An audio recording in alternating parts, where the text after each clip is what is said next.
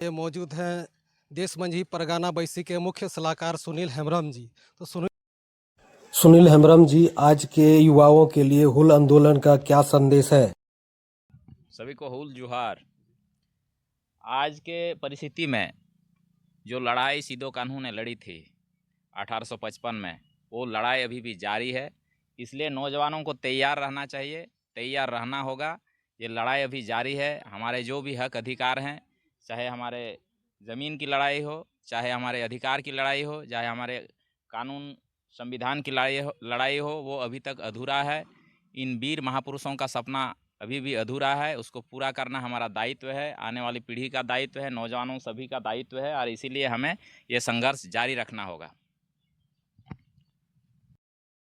सुनील हेम्ब्रम जी, हुल आंदोलन के वीरों के सपनों को पूरा करने के लिए आज हम क्या कर रहे हैं? सिदो कान्हू ने जो लड़ाई लड़ी, जो उन्होंने संघर्ष किया, उनके लहू से जितने भी संवैधानिक अधिकार जो लिखे गए हैं कानूनी तौर पर, उनको सरजमीन पर लागू कराने के लिए हम लोग संघर्षरत हैं।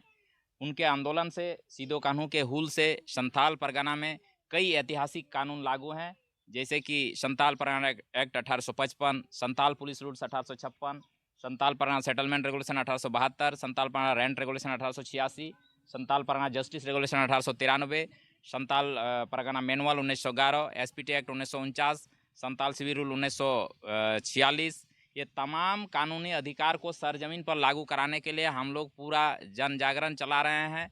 मंझी परगना बैसी हम लोग इसको जागृत कर रहे हैं, ताकि जो है यह संथाल परगना में जो 5 तरह के संथाल सिविल कोर्ट हैं, जैसे सबसे ऊपर में है कमिश्नर साहब का कोर्ट, उसके बाद है डीसी साहब का कोर्ट, उसके बाद है एडीसी साहब का कोर्ट, उसके बाद एसडीओ साहब का कोर्ट, और नीचे है डिप्टी कलेक्टर का कोर्ट।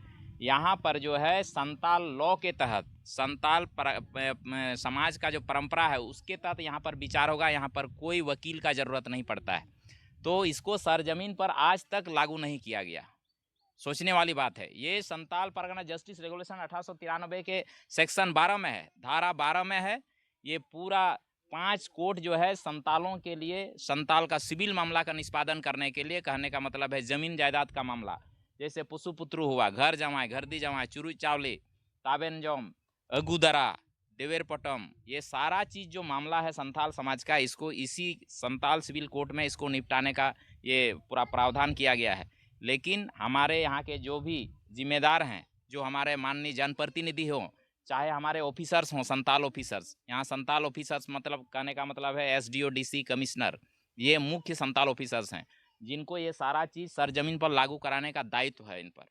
तो इसको किस तरह से हम जो है और प्रभावी तरीक़ा से आंदोलन को आगे बढ़ा सकते हैं, इसके लिए हम लोग प्रयासरत हैं। ठीक है, धन्यवाद।